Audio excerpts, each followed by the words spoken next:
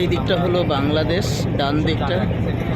আমরা এই মুহূর্তে নাফ নদীর উপর দিয়ে যাচ্ছি। নাফ নদীর ডান দিকটা বাংলাদেশ আর বাম দিকটা মায়ানমার। এই যে দিকটা বাম দিকটা মায়ানমার, বার্মা। এদিকটা দূরে পাহাড় দেখা যাচ্ছে, এটা হচ্ছে মায়ানমারের দিক। নাফ মাঝখানে নাফ নদী রয়েছে।